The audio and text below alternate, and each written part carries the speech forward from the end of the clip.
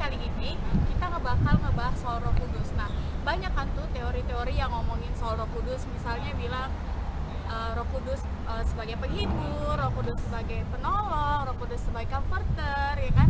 Nah, kali ini kita bakal ngebahas soal Roh Kudus as a force field atau medan gaya.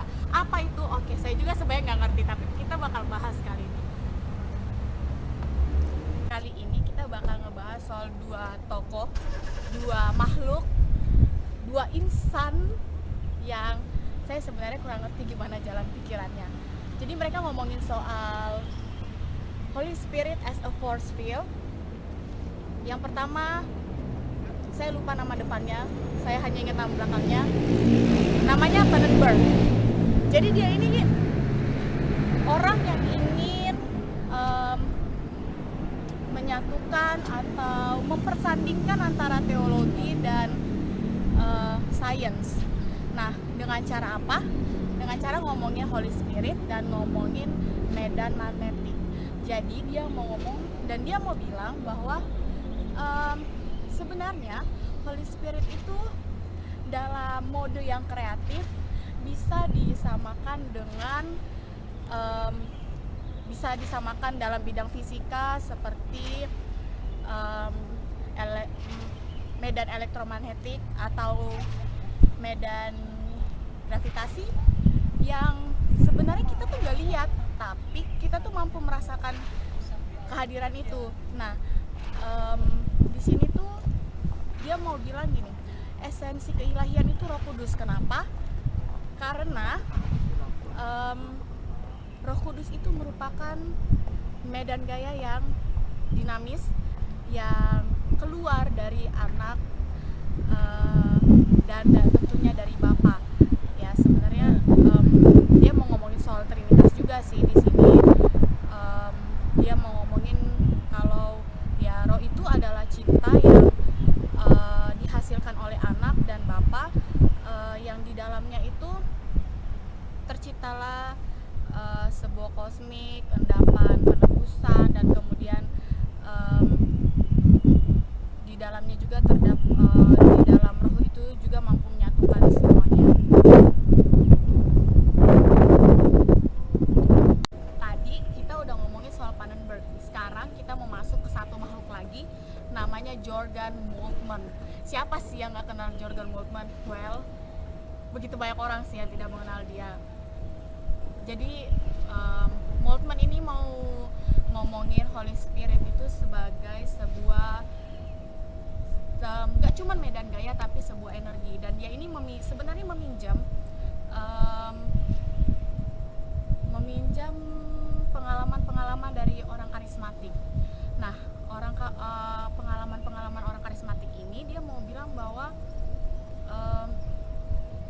Roh Kudus itu merupakan apa ya sebutannya, energi yang menggairahkan. Kenapa menggairahkan? Karena Holy Spirit itu membawa kita pada semangat keilahian itu, medan semangat keilahian itu. Kemudian dia juga mau ngomongin gini. Jadi pengalaman karismatik itu menggambarkan Roh Kudus yang muncul, yang mengalir dan yang bersinar.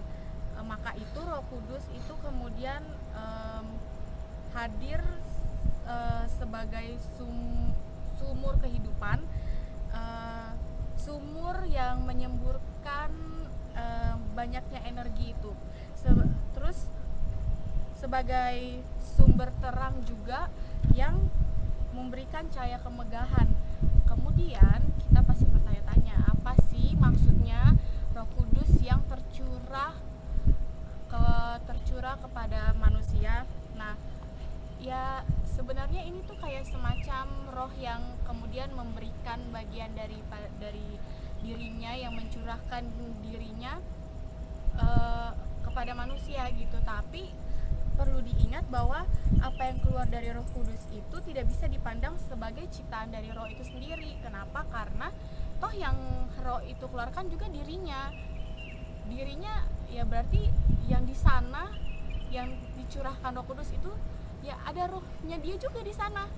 Jadi nggak bisa dipandang sebagai ciptaan, karena balik lagi ya itu dia juga gitu, yang ada di manusia itu ya dirinya dia juga. Nah makanya kenapa manusia itu kemudian yang mendapat curahan Roh Kudus itu kemudian menjadi spiritual gitu. Nah kemudian kita lanjut ceritanya ke relasi. Ya ini masih ada hubungannya sih antara relasi yang tadi antara roh dengan manusia gitu.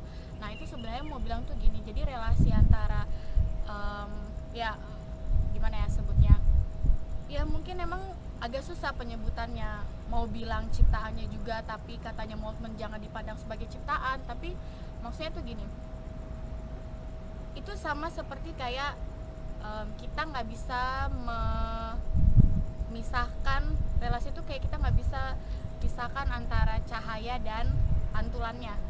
Sama, kita nggak bisa misahin antara Roh Kudus dengan manusia yang kena percikannya Roh Kudus itu.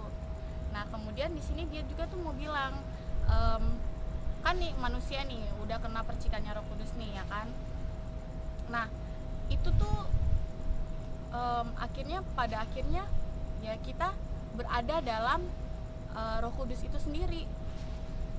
Kemudian relasi kita juga dengan Tuhan, jadi relasi cinta kasih kita dengan Tuhan, kemudian itu semua dipersatukan di dalam Roh Kudus. Ya jadi semacam seperti itu relasinya. Dan kemudian yang menarik adalah pemikirannya Moltmann tuh gini, dia mau bilang, dan ini hampir mirip dengan apa yang si Pannenberg ngomong.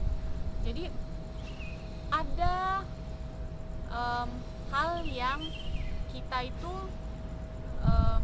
tahu, tapi kita nggak bisa rasakan, kita nggak bisa lihat, yaitu tadi kalau Pannenberg bilang apa, medan gravitasi. Nah kalau ini si Moltmann ngomong kita tuh nggak bisa ngerasain yang namanya radiasi gitu, radiasi, pancaran radiasi yang tercipta di dalam komunitas kita itu nggak bisa kita rasain. Nah radiasi ini yang mau dibilang, yang mau disampaikan sebagai roh itu begitu. Nah terus kemudian ngomongin soal relasi, tadi ada yang kelupaan kalau di dalam roh ini terjadi hubungan timbal balik antara perikoresis antara Roh Kudus, antara Allah, antara ciptaannya gitu. Jadi semuanya itu ada dalam perikoresis itu.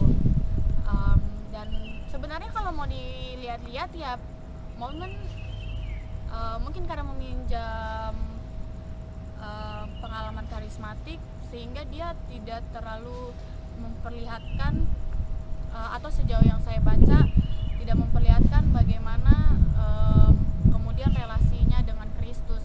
Dan ini tuh semacam